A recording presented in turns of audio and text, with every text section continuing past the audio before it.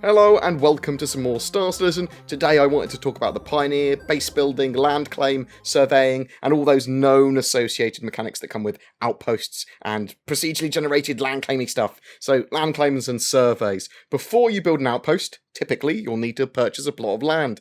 You will be able to claim land for building, mining, and reselling purposes. It's going to be transferable to other players at a small cost in a transfer of ownership.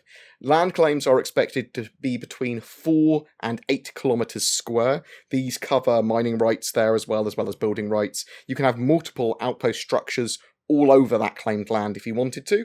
Land claims will be balanced so they can't be abused to block access to like major cities or points of interest. Planets may have different rules to them too. ArcCorp is a city planet. You can't build an outpost there. It's covered already. The UEE space is more protected and requires you to have a land claim, which is the purchasable document, basically. Non-secure and dangerous space might not require you to have any form of land claim at all. You can kind of just place your outposts where you want, but not afforded the same kind of protection as you are in secure zones.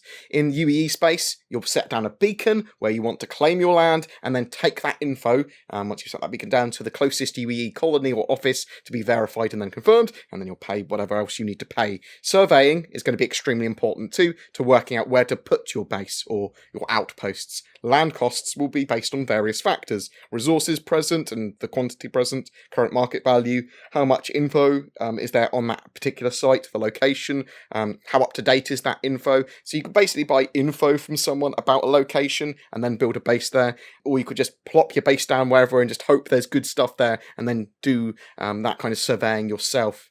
Buying land that is extremely has an extremely valuable resource on it may cost far more UEC in total. But land information will be sellable to public information brokers or other players, and is part of the exploration mechanics, basically. So ships like the Terrapin, the Aquila, the Carrack, and ground vehicles and that sort of stuff will be great for this type of gameplay. Resurveying is also, every so often, part of these mechanics too, just to make sure that you're up to date on how much the land is worth. Someone might have come in there and stolen a load of resources or something, dropped an outpost in there quick, or got loads of prospectors in and nommed up the resources.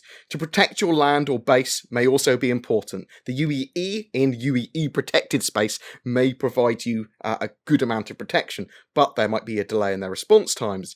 You can, as a player, place sensors to detect other players extracting your resources or attacking your base, hire mercenaries or NPCs to protect or patrol your plots, and even build defensive turrets.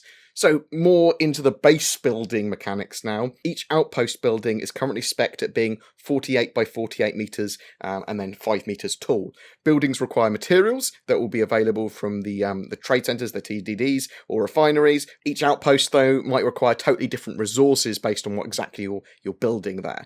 Asteroids and bodies of enough mass will also be able to have outposts built on them, as long as the Pioneer has enough space to safely land, is basically the rule of thumb. The land doesn't have to be perfectly flat or anything. There's no current ways of stacking modules or building double-decker outposts. The Pioneer can disassemble and reassemble buildings and outposts, effectively moving them, though some additional resources may be required. If you do move them around, some might be lost, basically. The Pioneer can only build ground outposts, though it's been implied that space station building might be a thing in the future for another ship. Buildings are manufactured inside the Pioneer. When the manufacturing process is complete, the ship moves the outpost forward with its big crane and then can drop that outpost down if there's enough room for it, or it can store them for later use and drop them all together. And the Pioneer may have to move position to place outposts, but sometimes it won't need to. The Pioneer specifically constructs outpost buildings,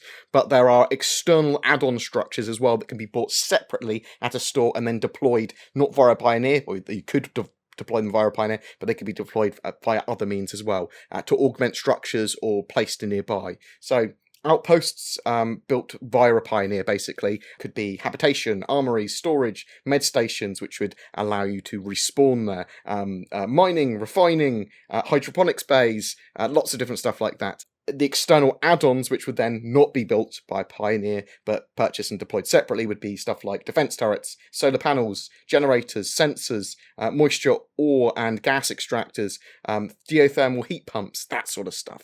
Outposts may be also suitable for research, science, drug manufacture, farming, repair, and much, much more too. Expect the list of outpost buildings and add-ons to grow.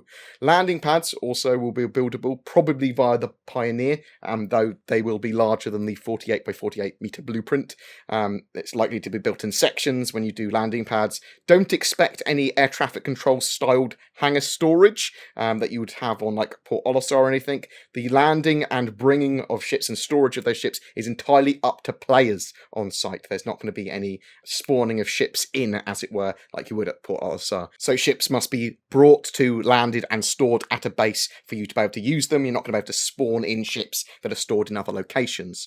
Outposts will also require power, upkeep, maintenance, and that's all based on its uses and climate. Outpost buildings are persistent, so they can be attacked and looted. Offline security will partly be down to your neighbourhood that you kind of placed your outpost in, with local security being able to respond in some cases, or the UE affording you some protection based on the area, the what the AI are doing, the distance from the closest UEE or security outpost, and a few other factors like if it's actually detected in the first place that you're being attacked or something's raiding resources or whatever. So players are highly encouraged to protect their outposts and investments by placing defences, hiring personal security. The less hospitable an area is that you set up your outpost, the more responsibility you will have for your own safety and the safety of your resources and stuff there. So the Pioneer's role is that of a heavy outpost constructor. Do not expect other functionality other than dedicated construction of ground-based buildings, deployment and recycling of outpost structures as well.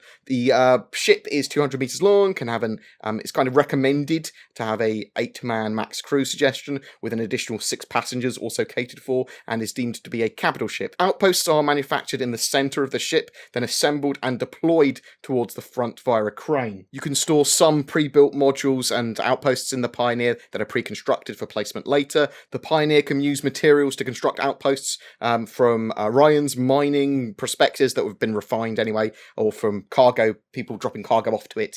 Each building will require specific resources though. Construction times have yet to be confirmed, other than there will be a major time investment there. The Pioneer features a dedicated cargo area to bring supplies, planetary defences, or even additional construction resources for the Pioneer itself, as well as an external articulated movable approximately 40 by 40 metre landing pad suitable for fighters, small cargo ships and utility vehicles. This also has a cargo bay below it. Resources are fed into the central factories from those 2 cargo bays. The Pioneer also features 2 manned and 2 remote turrets to provide protection, and the ship's weapon turrets can also be used for support from ground-based attacks as well, or air-based attacks when it's landed. It acts as a extra line of defence. The Pioneer's habitation area provides comfortable lodging for the ship's crew and additional passengers. The bridge overlooks the building operations. There's an architect console as well there, which would be where you choose to configure what outposts you want to build. The ship is fully equipped with crew quarters, living areas, and a mess hall as well.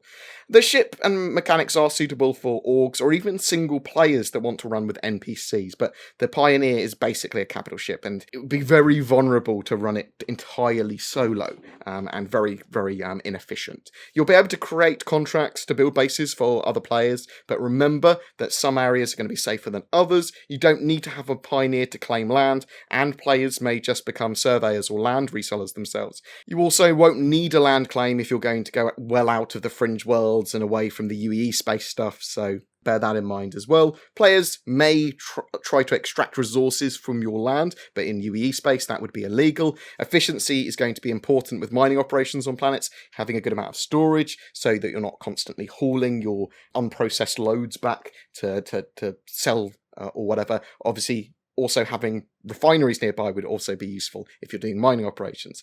And they want to make outposts, if possible, destroyable and salvageable as well, so bear that in mind. And you're going to be able to respawn at medi-stations, as I said earlier, if you build one, so that's cool. So there's going to be lots of functionality there. They're effectively going to act like ships, these outposts, where they require power and all that sort of stuff. If the power breaks, someone destroys one of the power generators, your defense turrets might not work, or the mining operation might stop. So bear that in mind.